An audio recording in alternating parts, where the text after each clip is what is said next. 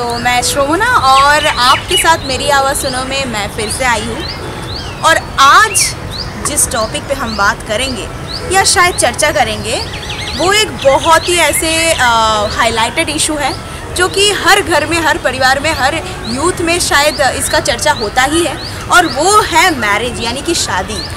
ये क्या है वो तो मुझे भी नहीं पता है और चंद्रानी को भी नहीं पता है, तो आज हम लोग बात करेंगे कि ये क्या ज़रूरत है, जो खाए वो बचता है, एग्जैक्टली वो भी बचता है। ये चॉइस है या बस कुछ करने का नहीं है तो चलो शादी कर लेते हैं। हाँ चलो, बहुत सारा काम हो गया, चलो लड़के को अच्छी सी नौकरी लग गई, या फिर भगवान तुम शादी के लिए कुछ नहीं कर रही हो। बिल्कुल।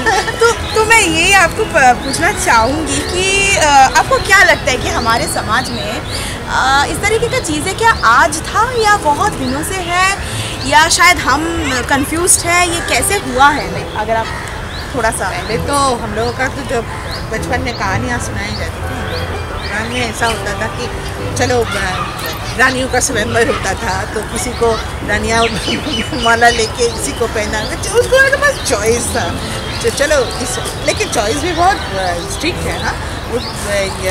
मतलब आम आदमी तो उसमें घुस नहीं सकते थे, उसमें भी किसी के कहाँ कहीं राजकुमार होना चाहिए, किसी का इसका भी क्राइटेरिया था।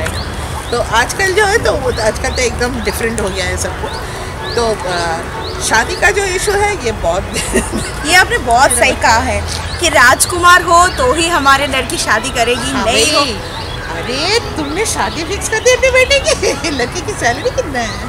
एग्जैक्टली वही चीज़ें अगर हम रिलेट करेंगे पुराना ज़माने से कि राजा भी अपने बेटी के लिए वैसे कोई किसी खानदान में देना चाहते हैं जिसमें बहुत खानदान तो मैटर्स, एग्जैक्टली पैसा हो, खानदानी लड़का चाहिए, एग्जैक्टली खानदानी लड़का चाहिए, खानदानी लड़की चाहिए। लड़की आ रही है, कितना दहेज लेके आ रही है, बोल पहले।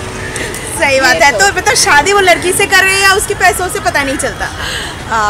तो मेरा भी थोड़ा सा कंफ्यूजन है और शायद आपका भी है कि लेकिन आजकल का जनरेशन बहुत अच्छा है। आजकल का जनरेशन, बहुत सारे जनरेशन में पता चला शादी नहीं करनी है शादी। अरे क्यों नहीं करनी है भाई? नहीं, कमिटमेंट नहीं करना है हम लोग का, तो फिर ठीक है। तो लगता है आजकल लोग शादी वादी नहीं रहा, आजकल लोग लिविंग में ही ज़्यादा पसंद है, सूटेबल है। ये सवाल मैं करूँगी कि अगर हम लिव इन कर रहे हैं तो हम क्यों कर रहे हैं, जबकि हम वेस्टर्न कल्चर को अगर हम फॉलो कर रहे हैं और कहीं ना कहीं अभी हम दिमाग में लेके बैठे हैं कि नहीं, हमें जो शादी करना है वो तो हमें ऐसे अच्छे खानदान वाली से ही करना है, क्योंकि कहीं ना कहीं हमारे दिमाग में वो पुराने ज़माने का ही चीज़ें चल रहा होते हैं।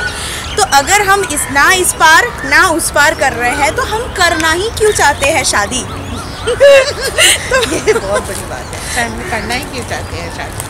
अब देखो तुम्हारे ऊपर अगर तुमको प्रेशर डालेंगे तुम्हारे पापा, तुम्हारे माँ, अगर कितनी देर बैठी रहोगी घर में, अब तो कुछ कर लो। अरे क्या कर रही हो? हाँ, अब तो शादी वादी कुछ कर लो, सेटल वेटल हो जाओ भाई। तुम अकेली कैसे कटोगी? इतना तो ये सारा जीवन पड़ा है तुम्हारे सामने, ये कैसे कटेगा?